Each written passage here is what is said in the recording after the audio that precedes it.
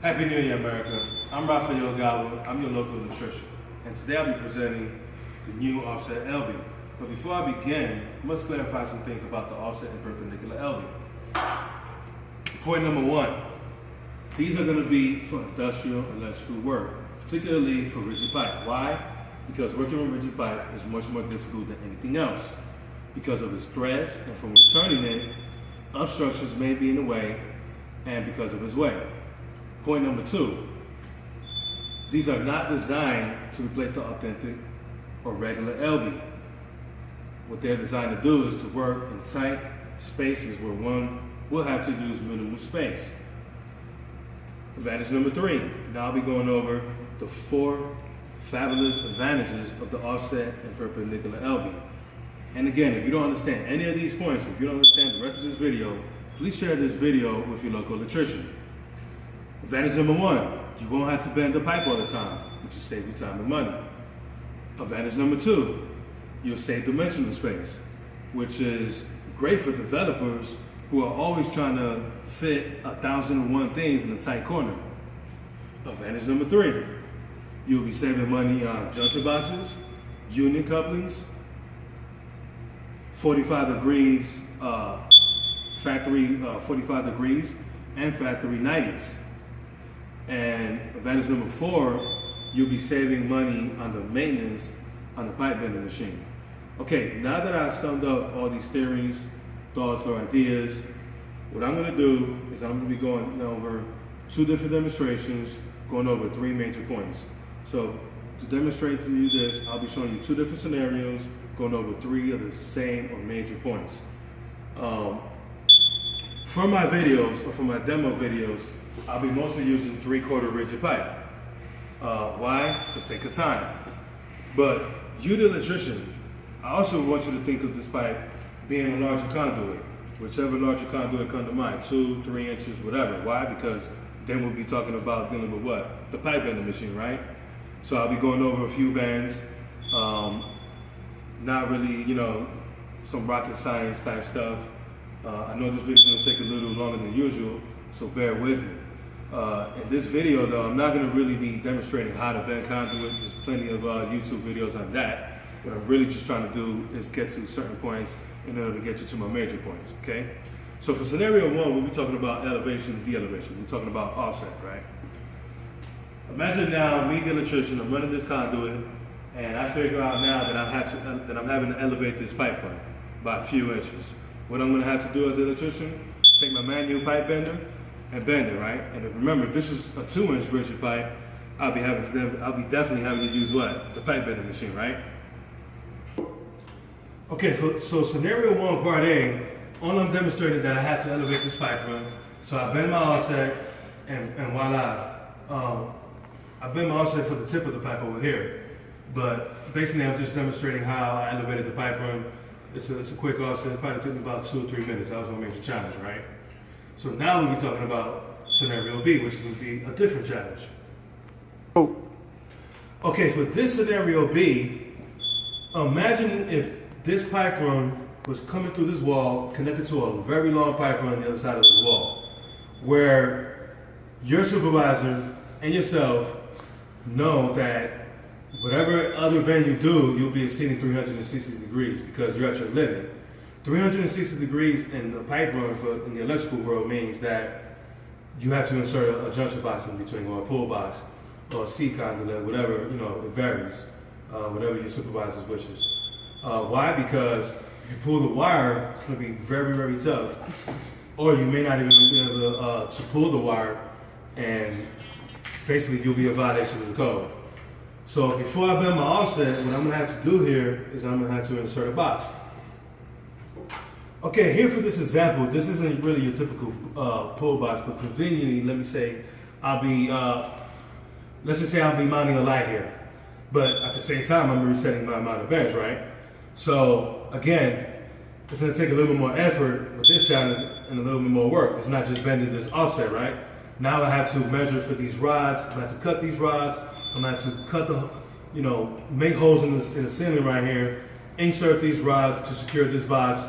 Then I'm going to have to bend my offset and come out with this pipe, which again is going to take a little bit more effort and work. imagine if you had a pipe rack here. Imagine if you had 10 pipes coming out this wall. Or, whatever, you know what I'm saying? It's gonna be a little more, more challenging, right? Okay, we're still in part 1, now we're in scenario C. Now I'm having to come out of this wall with this pipe. I'm continuing straight down, but I ran into a what? An obstruction. These sprinkler pipes right here in my way are not gonna allow me to turn this pipe around. Why? Because of the obstructions. So what I'm gonna have to go with, highly expensive 3-piece unit couplings, right? What they call down south, right? So, okay, it wasn't too challenging, but I inserted my 3-piece unit coupling here, and I'll be able to go straight down. Of course, if I'm continuing this run, I'll be, mounting some straps down there, with a mirror line strap and the rod. But, basically, situations like this come up all the time. You have obstructions, multiple obstructions, and, hopefully most of the time, you're able to use unit couplings, you know what I'm saying? But in order to eliminate all this, or imagine if we had challenges B and C together, where you having to come with a pipe, insert a box, to then bend your offset, to then have to use unit couplings. Real challenging, right? Real difficult, a little bit more effort, right? So I came up with the solution. The solution is still always going to be the offset LB, right? Okay, here I inserted the offset LB. A lot of times, you're in a bind, job is behind, you don't want to go, do the offset or bend the pipe. So the best getaway is going to be this offset LB. You're going to be able to elevate your pipe run or de-elevate your pipe run, whichever way you want to go. I'll be talking about tighter locations or tighter spaces in another different scenario real quick or real soon in the same video. But this is going to be the way to go. You can replace any scenario that I just presented from A to B or from A to C. Because, again, you'll be resetting your run, you'll be able to elevate, and you'll be able to go with no problems. Without having them on the box all the time, or even bending the pipe, right? Okay, now we're in scenario 2, part A. If you saw, the whole scenario 1, we were dealing with offset. Now we're going to be dealing with a 90 in the kick, or what they call back-to-back 90, but particularly I'll be talking about a 90 in the kick. All right, say I'm running this conduit right here. I have to bend bend the 90 and go either this way or this way, right? And come down a little bit. No major challenges. Same thing like, scenario A for part 1. This is basically bending the pipe and continuing on, right? But again, the small challenge is going to be what? To bend the pipe, right? Okay, here in part 2, scenario A, I basically bend I bend the 90 with a kick. I'm going in that direction. Just minimal challenge, right? But again, going to scenario B now, if we're connected to a long pipe run, we ain't gonna be able to do this, right? Because we're gonna have to insert a box again, right? Okay, here I used a C conduit. My supervisor told me it was right? This is a little bit faster. Again, this isn't a variant, but this is not something you always want to use. But here I reset my amount of bends. I came out, I bend the 90, I have the kick, and I'll continue on with my run. Your supervisor's gonna be happy, my supervisor's gonna be happy, great. We can all go home now and have a beer, right? So now I'll be going over scenario C, where we're gonna have an obstruction, right?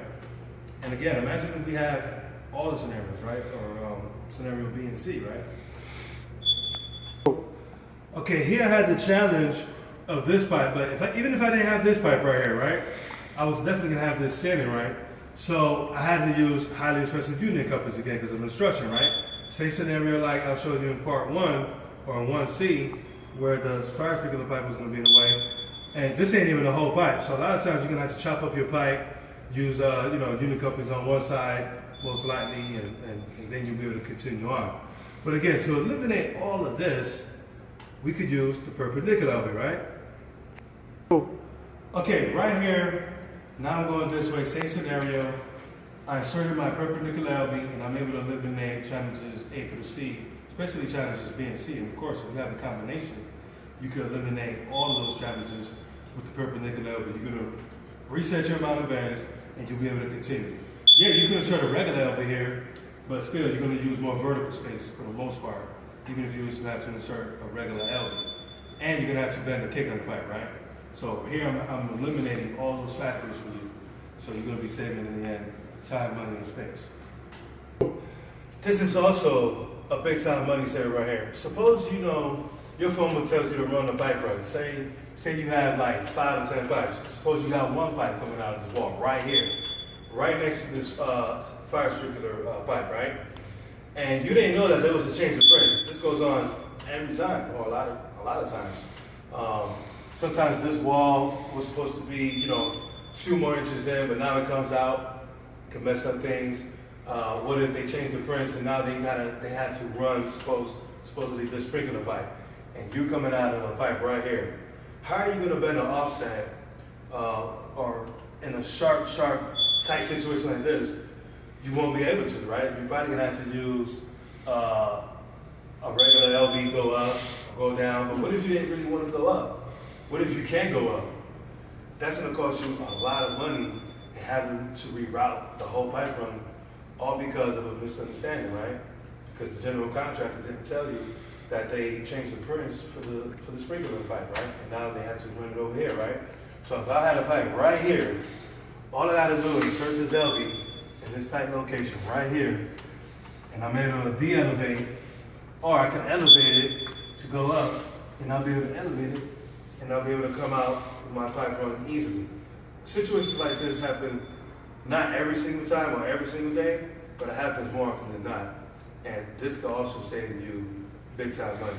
Because again, if your foreman has to reroute that pipe run, it's going to cost you a lot of time, money, and space. Again, my name is Rafael Goblin. You have a blessed day. Subscribe. Let me know what you think. God bless. Have a great day.